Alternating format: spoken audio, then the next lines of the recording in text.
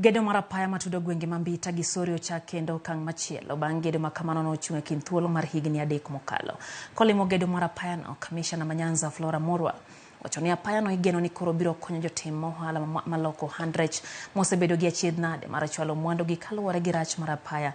Jotelo mane olose kinde gedo ma kamano wacho ni piny owacho nitiere kod chenro mar tieko gedo mag Piny duto mane ochaki to owegi e diere.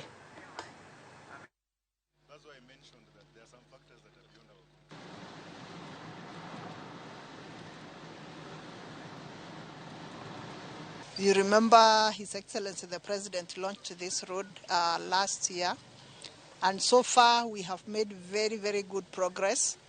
As you can see right here, 7.4 kilometers of road are only awaiting tarmac. So in the next 1 week or so, the 7.4 kilometers have been prepared for tarmacking. This road covers a stretch of 74 kilometers approximately. That is from Bita to Sori.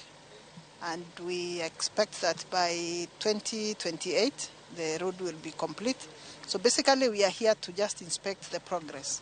The manager, the deputy director in charge of KERA in this region, has been given a mandate to prioritize all these old projects that had issues, including, for your notice, the Kanyadiang, which the contract again was terminated for the purposes of giving a contractor who is capable to do the work.